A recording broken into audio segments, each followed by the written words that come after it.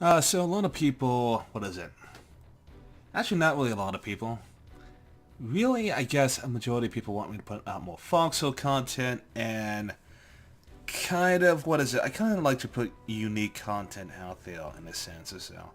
I could put the everyday battles, so me doing some situation, me trying to organize an amphibious assault, me doing whatever, but what I do like to do is I do like to put unique content out there, and one way I can do that is by just talking about something I would like to see in the game.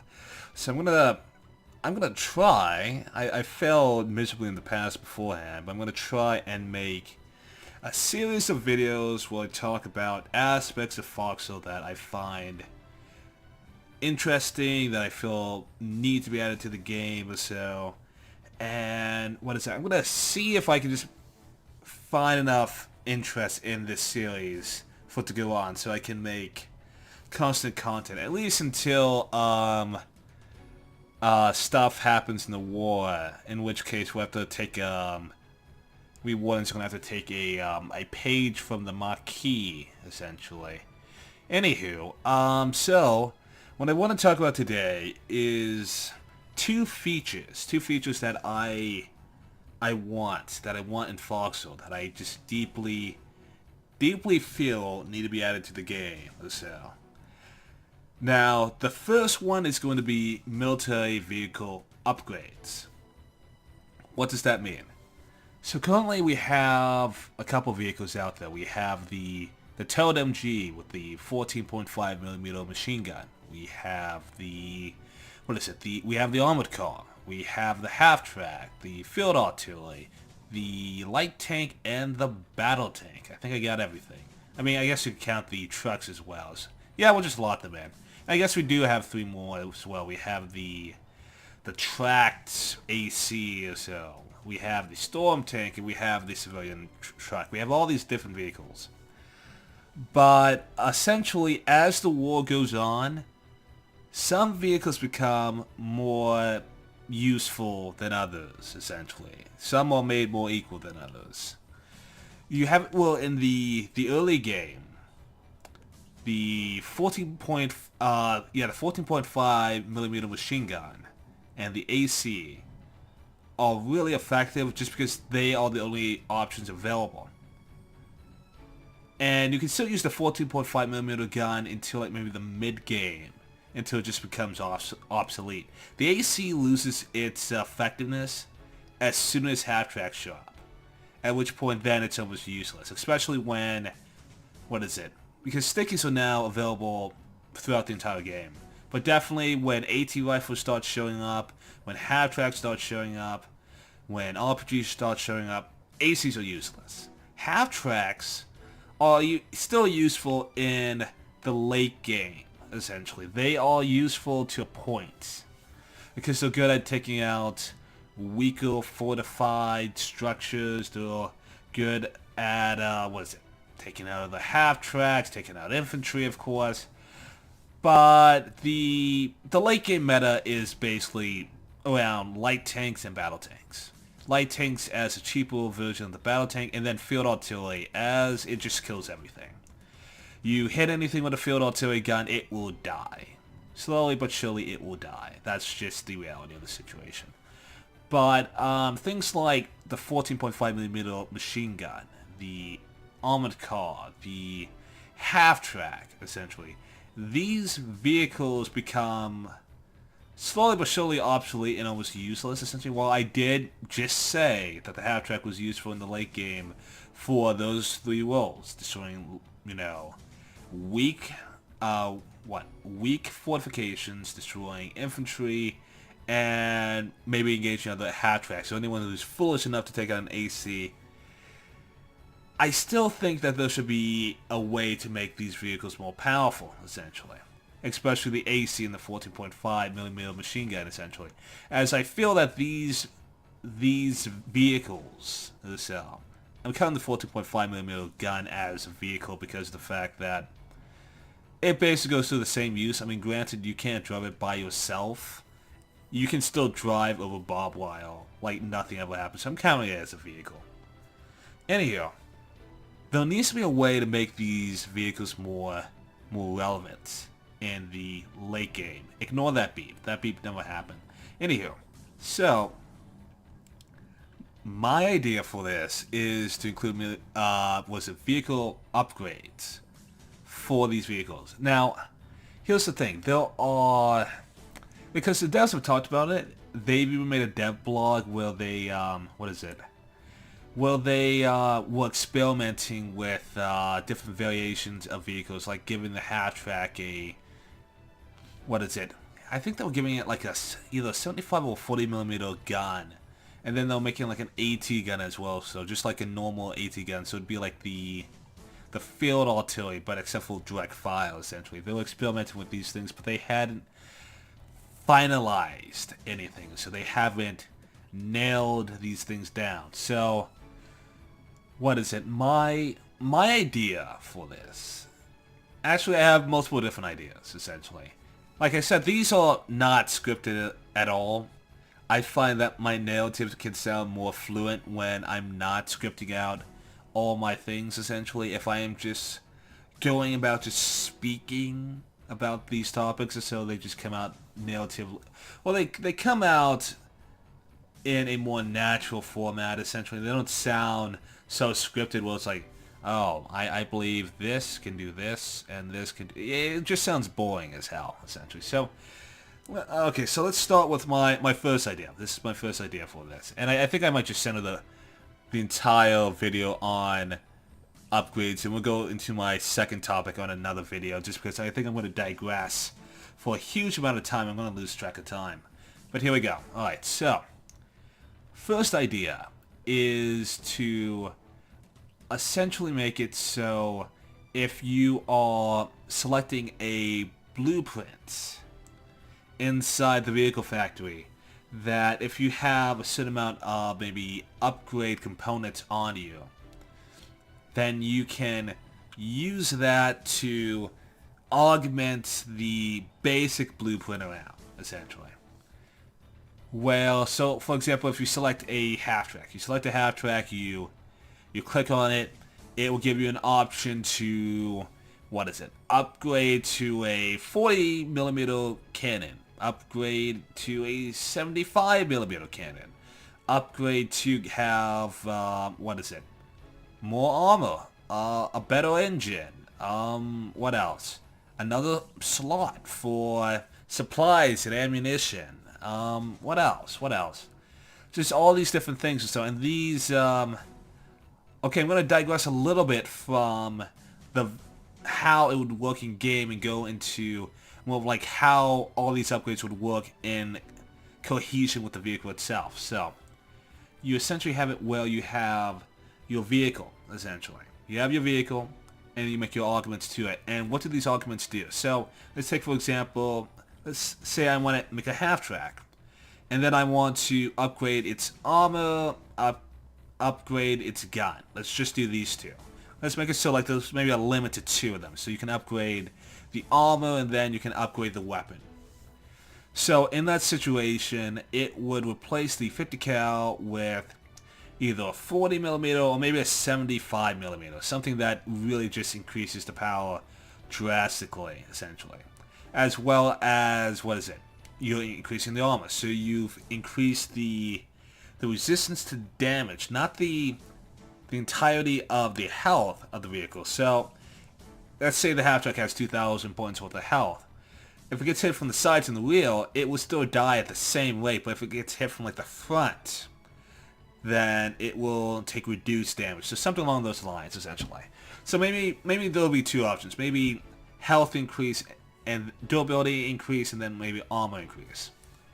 But what would those do to the half-track? Because it sounds like, oh, you just made this overpowered thing, essentially. Why would I want this? So, or why would I want to add that to the game when it could be easily exploited?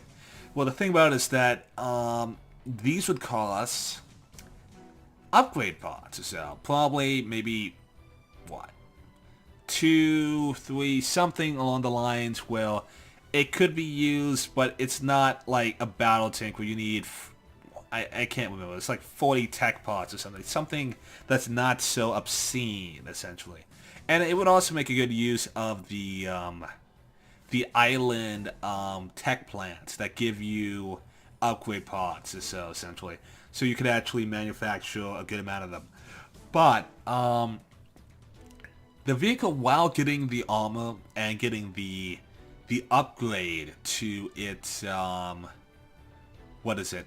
To its offensive weaponry, it would also take on a bunch more weight. So essentially you could see the half-track moving at almost half the speed it was before due to all the weight that's on it, which reduces its overall, what is it, mobility, obviously, but also survivability in a sense.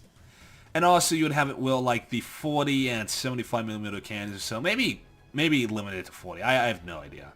But if it was limited to this scope, then you would have it will the arc of fire for the actual cannon was reduced to the point where it only had like maybe a, I don't know, maybe like a 40-degree arc of fire in front of it, essentially. Well, it could like only fire at something that the half-track was almost directly pointed at, essentially.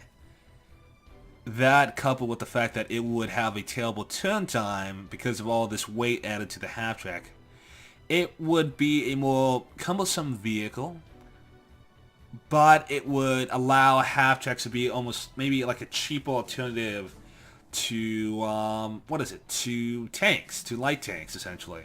As you could probably produce a more half-track blueprints and upgrade them than you could light tanks. Though the light tanks would be better overall because they would have the armor, and they would have, they would have the armor, the mobility, the ability to turn 360 with the turner, so they would have all these different advantages, but it would still give the half-track a way of continuing to be of use to the team, so or give it like it would give it some of more options in the late game.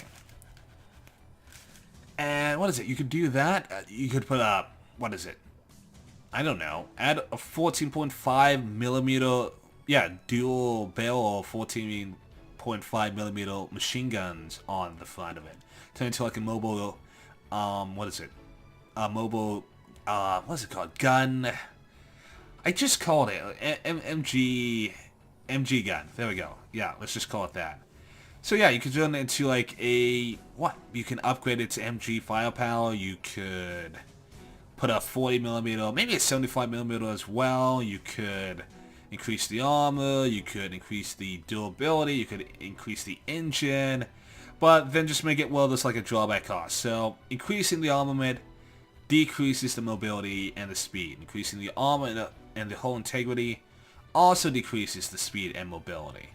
Increasing the engine would probably reduce its hull integrity, just because of the fact that it depends on what they're doing, or what we would do. Because we can either increase the engine, it just goes faster, essentially, and can be counteracted by adding more stuff onto it. Or we could be stripping it down of some armor or some, components, which makes it faster, but it's basically a Japanese Zero, in the sense that it can only take a couple shots before it is a flaming wreck, essentially. So, we could put all those options out. And it's not just for the half-track. I use the half-track because, essentially the half-track, realistically, if you look back to World War II, just all the nations that had half-tracks basically had all these different variants of them, essentially. The Americans had the M3. They had a variant that had a 75mm gun on it, one that had a 37mm gun on it, one that had 4 50 cals for anti-aircraft purposes. So they basically did everything with that chassis that you could think of, essentially. So there's like a lot of different variations we can add to the overall vehicle to make it more interesting and more useful to sell, and flush them out a little bit.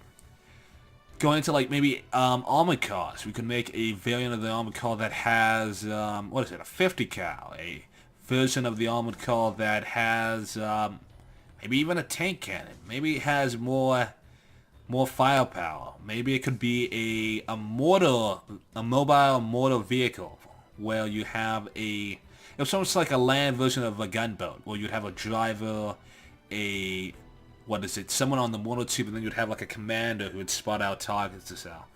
Something where it's like a mobile mortar, essentially, that can just go out there. You can make one that is almost like an APC, where you could sacrifice, I don't know, maybe some mobility to make it so you could actually carry people on the back of it. You could put a 14.5mm machine gun on it or so. You could upgun it. You could do all these things that you want. For the field machine gun, I keep on forgetting its name.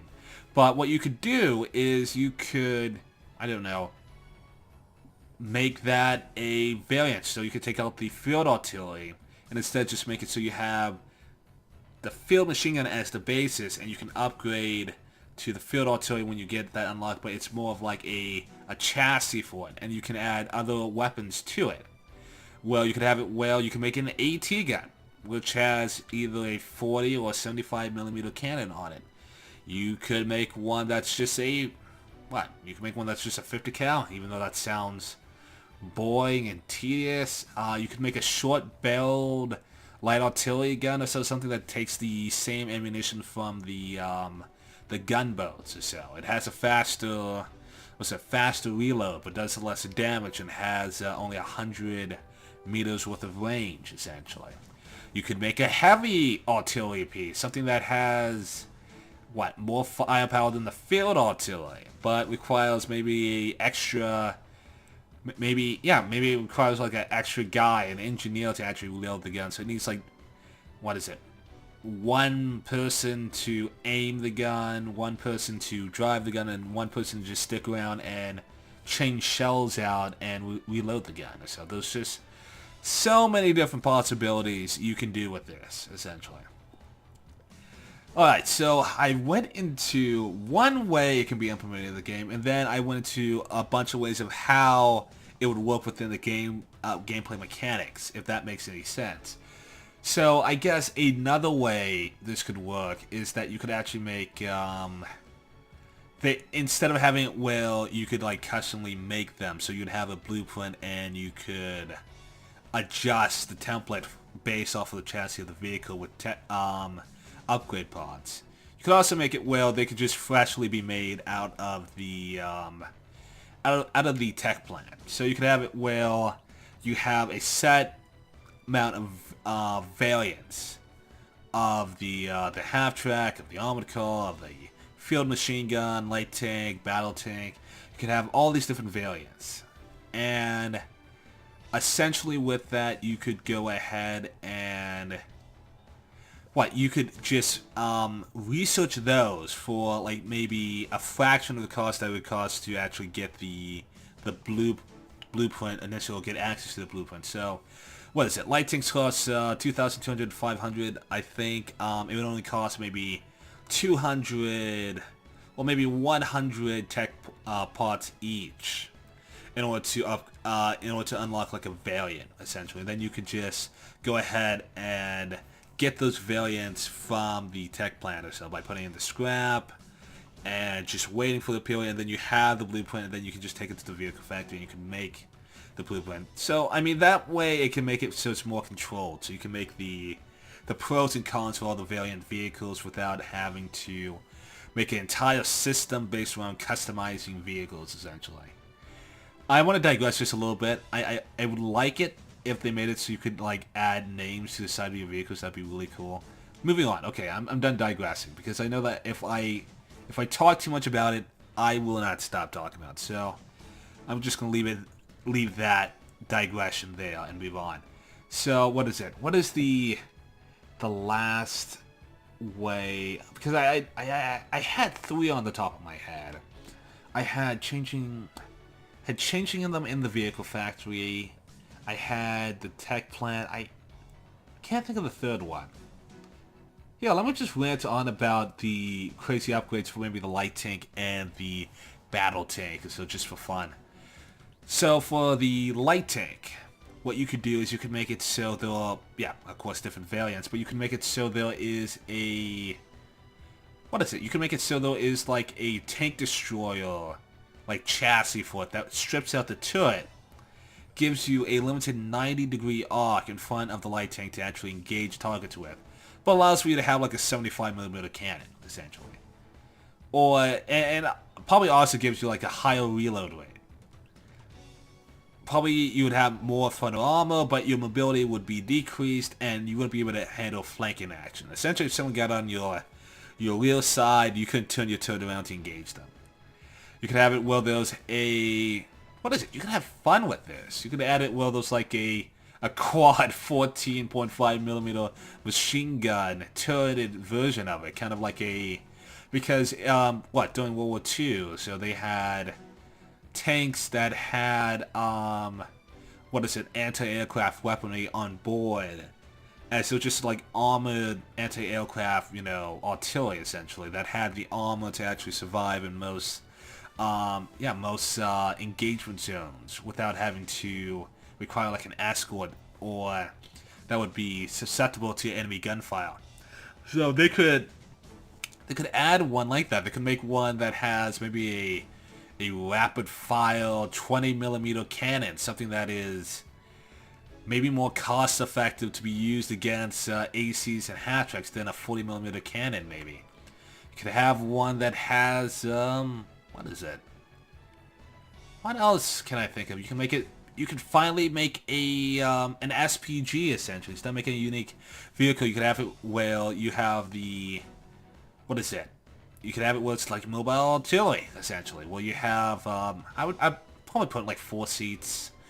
Have a driver, engineer, commander, and then a gunner, essentially.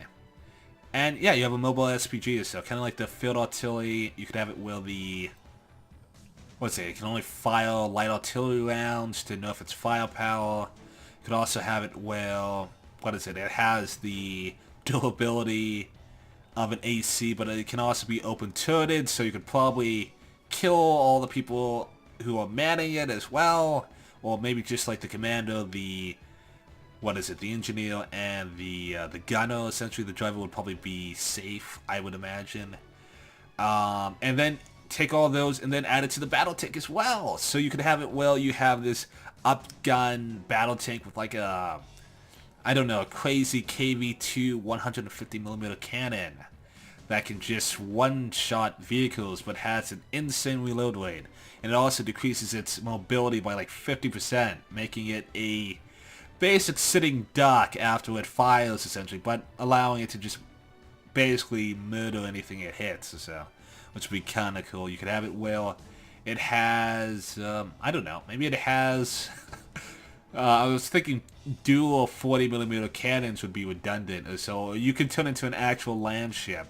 Well, instead of having two 40mm guns on the turret, you could have it where it's on like the side, so it's like more of like a World War I land ship, having the ability to open fire on multiple things, and then have it where the main gunnery position on top is replaced with maybe like a 50 cal or something crazy that only stuff in this world would actually make sense or so.